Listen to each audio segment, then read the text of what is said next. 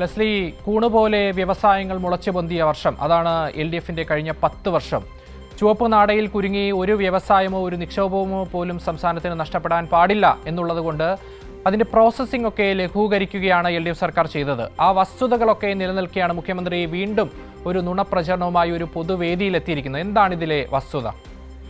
അക്ഷയ്, മുഖ്യമന്ത്രി കള്ളം പറയുന്നു എന്നുള്ളത് ഇപ്പോൾ വലിയ വാർത്തയല്ലാതായി പൊതുസമൂഹത്തിൻ്റെ മുമ്പിൽ നിലനിൽക്കുന്ന ഘട്ടത്തിലാണ് കേരളം നേടിയ നേട്ടം അത് തമസ്കരിക്കുന്ന തരത്തിൽ സംസ്ഥാനത്തിൻ്റെ മുഖ്യമന്ത്രി തന്നെ ഒരു മാധ്യമം നടത്തിയ കോൺക്ലേവ് പരിപാടിയിൽ ഒരു വസ്തുതാവിരുദ്ധമായ പച്ചക്കള്ളം പ്രചരിപ്പിക്കുന്നതിന് വേണ്ടിയുള്ള ഒരു വാക്കുകൾ ഉപയോഗിച്ചിരിക്കുന്നു എന്നുള്ളതാണ് ഏറ്റവും പ്രധാനപ്പെട്ടത്. കേരളത്തിൽ നിലവിൽ ഏകജാലക സംവിധാനമില്ല.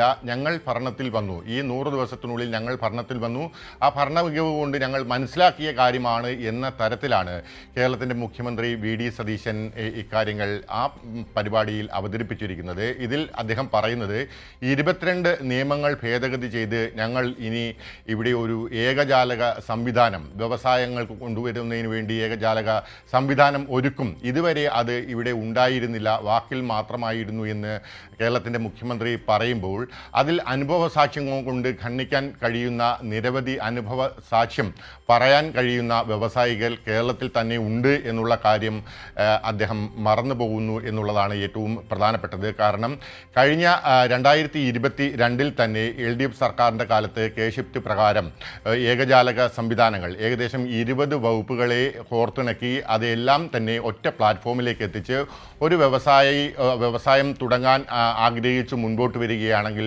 അദ്ദേഹത്തിന് ആ വ്യവസായം തുടങ്ങുന്നതിന് വേണ്ടിയുള്ള എല്ലാ ലൈസൻസും ഒരു ജാലകത്തിൻ്റെ കീഴിലാക്കി നൽകുന്ന ഒരു പ്രക്രിയ അത് 2022 തന്നെ തുടങ്ങിയതാണ്. അതിൻ്റെ ആ സംരംഭത്തിൻ്റെ വിജയം അത് എത്രത്തോളം ഉണ്ടായിരുന്നു എന്നുള്ള അനുഭവ സാക്ഷ്യങ്ങൾ കേരളത്തിൻ്റെ പൊതുസമൂഹത്തിൽ നിരവധി വ്യവസായികൾ തന്നെ പല ചടങ്ങുകളിലായി പറയുകയും ചെയ്തു. അതിലൊരു അനുഭവ സാക്ഷ്യം ബ്രാഹ്മിൺസ് പ്രോഡക്ട്സിൻ്റെ MD കൂടിയായ ശ്രീനാഥ് വിഷ്ണുവിൻ്റെ വാക്കുകളാണ്. ആ വാക്കുകൾ നമുക്ക് ഒന്നുകൂടി ശ്രവിച്ചതിന് ശേഷം വിശദാംശങ്ങളിലേക്ക് കടക്കാം. The government of Kerala introduced KSIFT, Kerala Single Window Clearance System. So we were one of the initial users of that system. I still remember that day. We were applying for a breakfast food processing facility.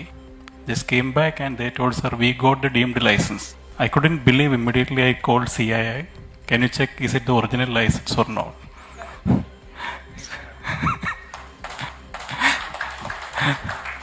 Even for the last 3 years we have been running that industry and we got all the permanent license now.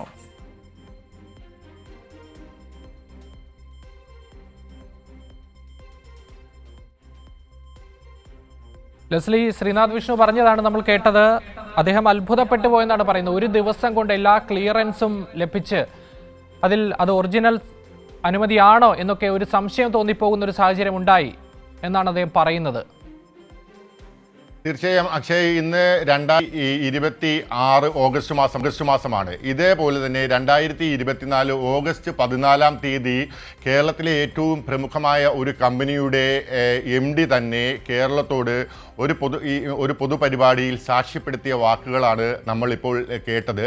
അദ്ദേഹത്തെ തന്നെ അത്ഭുതപ്പെടുത്തിക്കൊണ്ടായിരുന്നു കേരളം വ്യവസായ സൗഹൃദ സംസ്ഥാനമായി എങ്ങനെ മാറി എന്നതിൻ്റെ ഒരു മികച്ച ഉദാഹരണമായി കേരളത്തിൻ്റെ പൊതുസമൂഹത്തിൽ കേരളത്തിൻ്റെ മണ്ഡലങ്ങളിൽ നിറഞ്ഞു നിൽക്കുന്ന വാക്കുകളാണ് നമ്മൾ ഇപ്പോൾ കേട്ടത്. അത്തരം വാക്കുകൾ നിലനിൽക്കുകയാണ്.